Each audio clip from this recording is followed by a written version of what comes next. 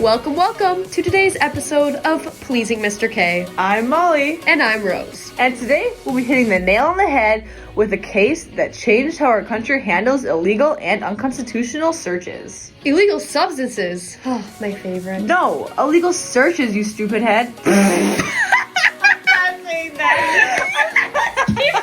From what I gathered, parts of this case seemed racially motivated, which is just as interesting. Anyway, let's get back to the background information before we start forming our own opinions now.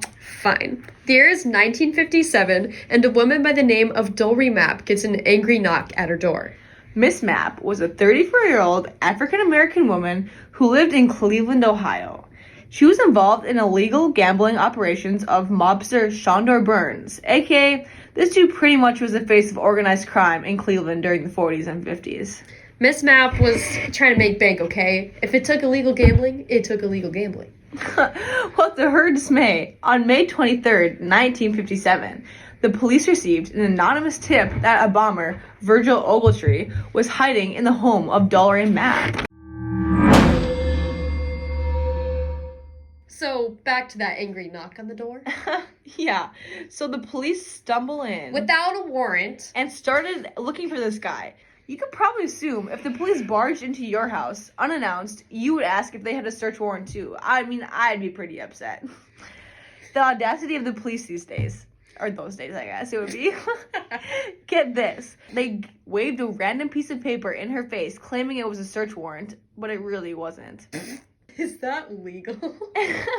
Anything is legal when you're a cop, am I right?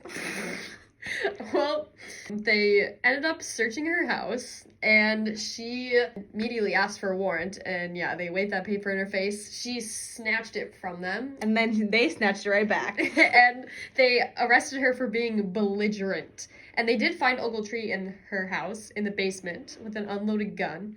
And they arrested him too. He was later acquitted for not having any connection to the bombing, after all. However, he was at Mapp's house. Wait, was he your sneaky link? No! Get your head out of the gutter. Was delivering her dry cleaning. Oh, that's sus. Ogletree soon was later proven innocent of the bombing, though.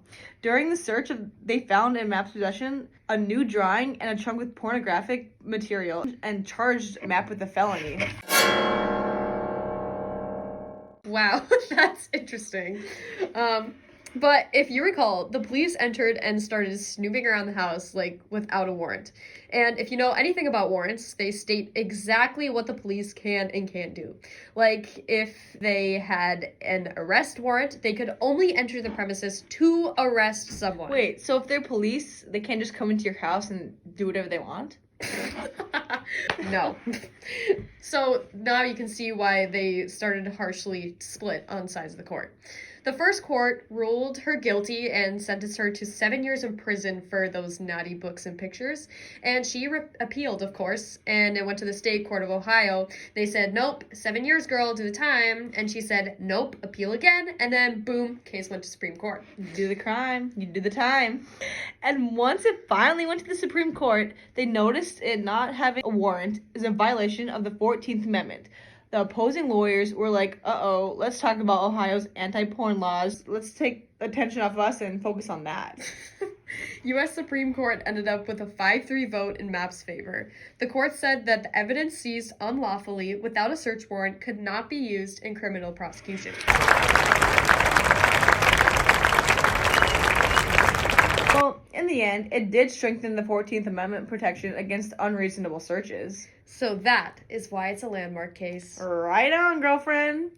And for those of you wondering, what ever did happen to our friend Miss Mapp? She was soon after imprisoned for 12 years of doing heroin. And lived happily ever after. The end. Wow, that really is quite the story.